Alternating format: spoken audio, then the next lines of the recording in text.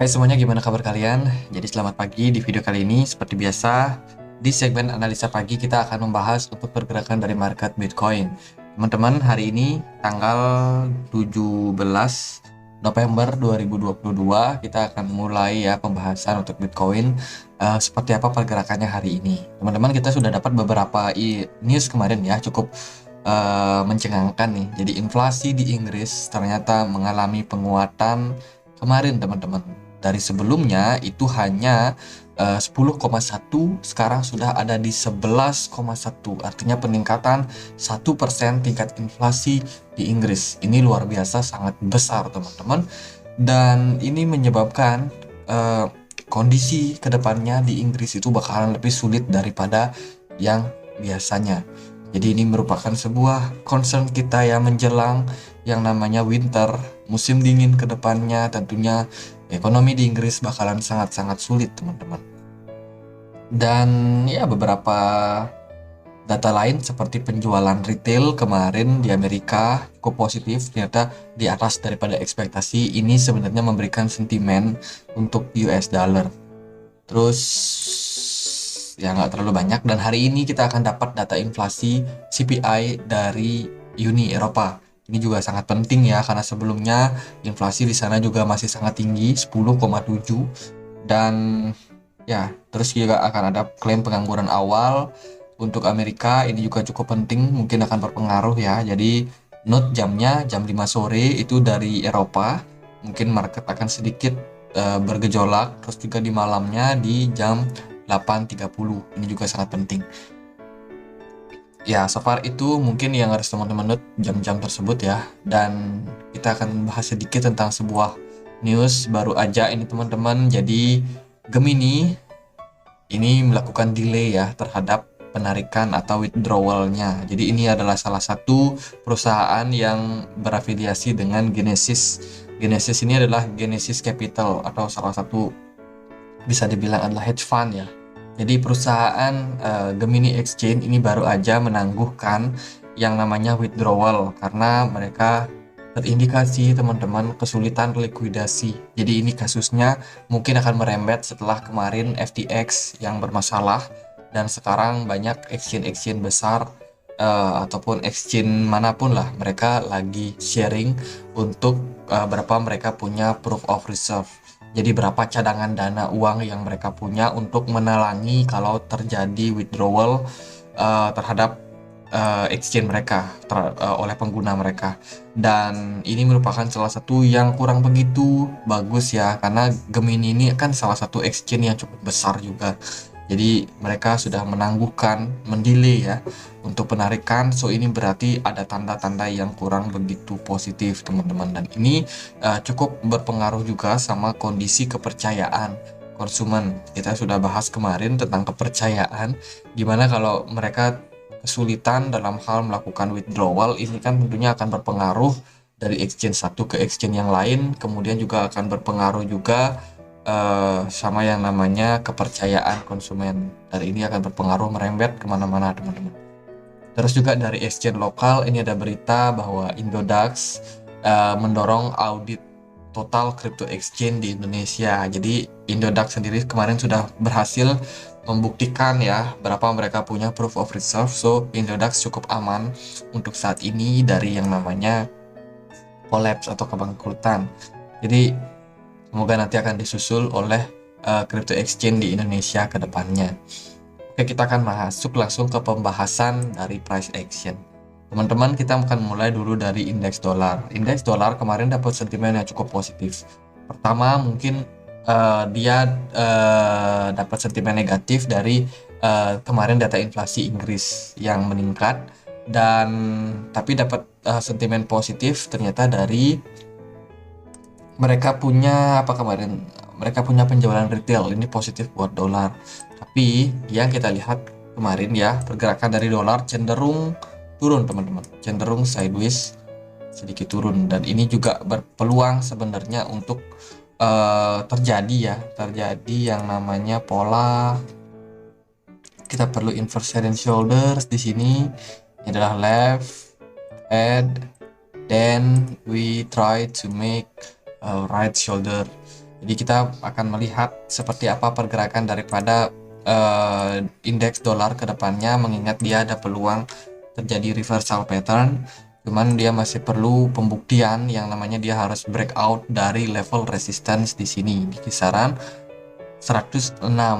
Ini juga sangat penting buat pergerakan dari indeks dolar ke depannya, karena indeks dolar cukup berpengaruh sama pergerakan daripada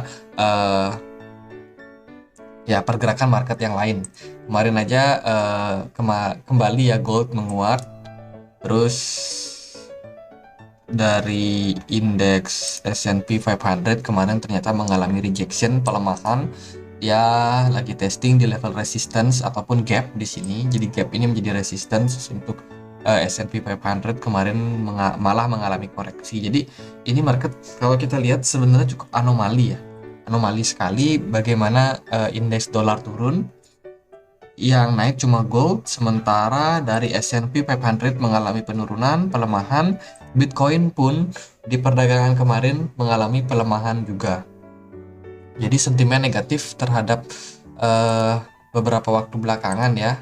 Jadi FTX, sekarang Gemini ikut-ikutan. Jadi ya ini merupakan salah satu sentimen yang kurang begitu positif sebenarnya. Tapi kita harus tetap melewati ini semua teman-teman.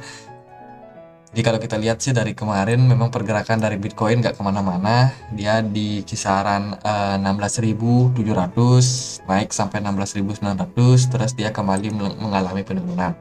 Oh iya, ngomong-ngomong kemarin aku sempat bahas tentang potensial bottom itu. Ya mungkin salah satu juga yang menjadi hal yang cukup positif kalau dari pandangan aku pribadi ya. Jadi kita sudah membuat yang namanya bullish divergence di sini, bagaimana RSI kemarin sudah sempat menyentuh level 30. Bahkan dia turun lebih jauh, turun ke level 27, which is ini cukup tanda yang positif. Dan kalau kita lihat dari riwayat-riwayat sebelumnya, kita perlu aktifkan logarithmic chart. Nah, di sini kita sudah aktifkan logarithmic chart. Kita akan melihat teman-teman bagaimana kejadian-kejadian sebelumnya ya. Di sini kita juga sudah dapat beberapa data tentang riwayatnya, bagaimana sebelumnya memang kita pernah berada di level-level yang jenuh, teman-teman. Jadi kayak di sini contohnya ini di tahun 2018 kita RSI-nya pernah menyentuh level 30 dan kemudian berangsur-angsur mengalami penguatan, tapi dari segi pergerakan mungkin agak sideways ya di level tersebut. Cuman at the end dia berhasil dapat momentum buat recover naik. Dan ini terjadi drop lagi waktu di 2020, kemudian lanjut kembali tren bullish. Dan kondisi saat ini sebenarnya dari RSI Bitcoin ini juga menunjukkan tanda-tanda yang sama ya. Kita melihat terjadinya bullish divergence. Sementara itu dari time frame weekly kita melihat potensi Bitcoin ini membentuk yang namanya falling wedge. Mungkin 1-2 koreksi mungkin wajar terjadi sebelum akhirnya dia berhasil membuktikan ke kita bahwa Bitcoin ready to bullish. Selain itu juga kita kalau lihat dari riwayatnya di sini teman-teman bisa melihat juga RSI di tahun 2014, 2015 ini juga pernah menyentuh level bottom atau di level 30-nya, bagaimana kemudian diikuti oleh pergerakan yang cenderung bullish, teman-teman. Jadi kalau kita lihat dari indikator RSI sendiri sebenarnya sudah menunjukkan tanda-tanda adanya kemungkinan terjadi bottoming pada Bitcoin. Jadi kalau so far sih sementara kita mungkin melihat di level 15 something, tapi menurut saya pribadi masih akan ada kemungkinan buat dia turun lebih dalam lagi. Itu pembahasan sekilas ya di time frame weekly. Jadi semoga teman-teman juga bisa menyikapinya dengan bijak lah. Oke, kita akan mulai langsung ke time frame 4 jam. Di time frame 4 jam teman-teman kita sudah dapat pergerakan dari Bitcoin yang cenderung tidak meyakinkan sebenarnya. Kalau kita lihat bagaimana Bitcoin sempat dia breakout daripada resistance di sini, dan kita cuma melihat pergerakannya kemarin slow down, teman-teman. Tidak ada pergerakan yang impulsif membuat Bitcoin naik sampai testing ke 18.400. Padahal sebenarnya posisi kemarin kemarin pagi ya, waktu kita analisa itu posisi Bitcoin ada di kisaran 16.000 16.900, which is ini merupakan tanda yang positif sebenarnya. Cuman follow up yang terjadi pada market cenderung lemah, lesu, mungkin diakibatkan karena isu dari Gemini ya. Mungkin market berspekulasi bahwa ke depan bakal ada crypto exchange lagi yang melakukan hal yang sama, sehingga mereka juga takut nih buat trading, takut. Jadi ya kalau kondisinya seperti itu berarti likuidasi di market saat ini itu kurang begitu bagus. Jadi dari segi peserta, retail, kemudian whales juga lagi pada menunda buat mereka trading karena kan kondisinya masih belum begitu bagus. Masalahnya ini yang terjadi terhadap exchange, teman-teman. Jadi exchange tempat mereka bertukar, berjual beli ya, justru yang di sana yang jadi masalah. Jadi ya semoga cepat selesai sih ke depannya. Dan kalau kita lihat sih dari segi pergerakan so far masih cenderung lesu, dan menurut saya pribadi dari pergerakannya ini nggak terlalu bagus. Ini candlenya kecil-kecil, jadi retail pada jualan, retail jualan, dan kita nggak lihat ada dump signifikan yang terjadi pada market. Artinya adalah market maker kemungkinan berada dalam kondisi yang tidak terlalu aktif. Kalau kita lihat dari indikator Loken, dari segi indikator Loken memang pergerakan dari Bitcoin cenderung tidak terlalu banyak pergerakan dari market maker sejak 7 November kemarin. Jadi di sini teman-teman bisa lihat bagaimana nggak terlalu banyak adanya smart money ya yang menggerakkan market di bulan November ini, which is bukan tanda yang begitu bagus. Jadi wajar saja jika market cuma bergerak sideways, nggak jelas teman-teman. Tapi dari segi volume memang meningkat. Nah gini, Bitcoin bakalan kemana ke depannya? Nah tentunya kita perlu melihat ini menjadi sebuah tanda, teman-teman. Kita sudah bahas dari time frame weekly tadi bahwa ada potensial Bitcoin sudah bottoming, which is itu mungkin di kisaran 15.600 something kemarin ya. Tapi kita masih membuka peluang bahwa Bitcoin masih juga berpotensi buat kembali mengalami tren penurunan. Jadi ada beberapa syarat yang tentunya harus kita lihat. Kita akan mulai pembahasannya dari daily. Dari daily, kira-kira Bitcoin kemana? Nah, kemarin kita sudah dapat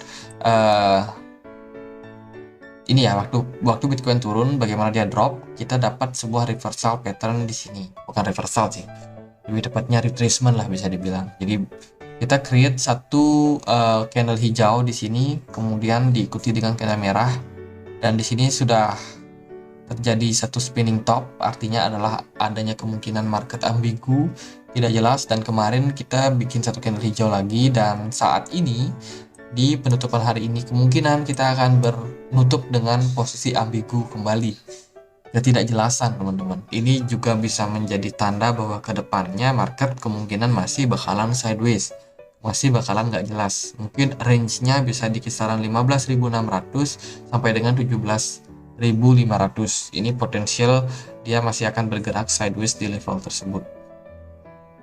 Terus kalau kita lihat juga dari time frame yang lebih kecil, mungkin kita akan dapat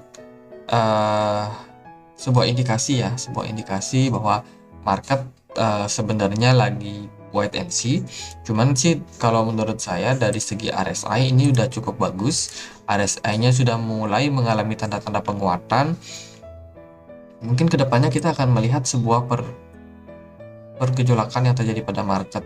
Entah itu dia bakalan setelah sideways dia bakalan dapat kesempatan buat testing ke 18.400 ya, ataupun level di atasnya. Dan kemarin juga sempat discuss juga sih ke teman-teman terhadap kondisi market di grup Telegram. Ntar aku cari dulu mana ya, kemarin itu kita sempat bahas sebenarnya kondisi market yang bisa dibilang ready to bullish sih kalau kita lihat dari beberapa faktor ekonomi. Contohnya kemarin kan kita sudah lihat ya bagaimana inflasi di Amerika itu sudah mulai turun. Dilihat dari data CPI dan juga PPI, which is ini positif sebenarnya buat Bitcoin, buat market aset yang mungkin berlainan pergerakannya terhadap dolar indeks. Terus juga udah ada PHK banyak di Amerika sana, Twitter, Facebook, dan lain sebagainya. Itu sudah mulai cut karyawannya. Pengangguran di Amerika sudah naik. Terus kalau dari ekonomi makro, kemarin kita dapat news tentang rudal nyasar katanya di Polandia mungkin dikirim oleh Rusia. Nah itu kita nggak tahu pasti siapa yang mengirim rudal, tapi yang pasti rudal nyasar ini membuat market ya kena dampak lah bisa dibilang.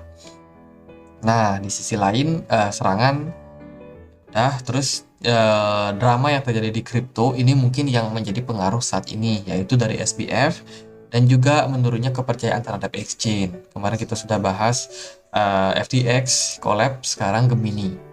Kedepannya apa lagi? Nah ini yang menjadi concern buat kita semua.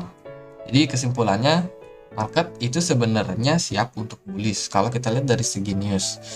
Karena kan ya mungkin cerita tentang FTX ini nggak bakalan berlangsung lama sih kalau menurut saya pribadi. Cuman multiplayer effect-nya yang bakalan cukup berpengaruh. Seperti ini multiplayer effect. Kedepannya apalagi. Jadi itu yang bakalan mempengaruhi kondisi market saat ini. Tapi kalau dari news dolar ini nggak akan terlalu banyak pengaruh. So itu aja sih sebenarnya pembahasannya. Kalau menurut saya lebih positif bahwa market bakalan dapat angin segar buat naik. Jadi saya proyeksikan buat cicil-cicil barang kalau memang market bakalan turun. Dilihat dari segi indikator tadi, saya cukup yakin bahwa market dalam jangka waktu dekat akan berpotensi buat bullish. Semoga itu terjadi di bulan Desember. Kalau memang itu terjadi, mungkin peluangnya mungkin seperti di 2018. Kita bisa melihat bagaimana waktu itu juga sama periodenya berarti dengan kondisi Bitcoin di 2022. Di mana Bitcoinnya cenderung sudah bottoming, kemudian dia dapat momentum buat recover teman-teman. Ini bottomingnya terjadi di Desember November lah, dia sudah bottoming, kemudian dia dapat momentum buat bullish. Cuman bullish yang terjadi itu belum bisa tinggi. Jadi di tahun 2019 itu dia naik cukup tinggi ya, bahkan sampai ya hampir daripada all time high kemarin. Dia naik ke 13.000, 14.000, kemudian dia koreksi lagi, melanjutkan winternya, kemudian benar-benar bullish. Semoga itu terjadi untuk kedepannya buat Bitcoin. Kalau saya sih melihat mungkin saja ini bisa terjadi. Jadi Etienne mungkin dia sudah bottoming di sini, kemudian dia sideways, breakout, dia dapat momentum naik ke 30.000, koreksi, kemudian dia lanjut bull run lanjutan. Nah itu sih harapan saya teman-teman. Ini nggak pasti kejadian, tapi kalau ini kejadian dilihat daripada indikator-indikatornya, maka saya akan katakan congratulations buat yang udah share barang kemarin. Oke, mungkin sekian aja deh untuk analisa kali ini. Semoga bisa bermanfaat buat teman-teman. Kalau kalian punya koin lain untuk dianalisa, boleh tulis langsung di kolom komentar. Nanti kalau ya memungkinkan, saya akan coba buatkan videonya. Kita juga punya komunitas diskusi, yang mau join boleh langsung join, linknya temukan di kolom deskripsi. Oke, sekian aja akhir kata saya, Andre. Terima kasih.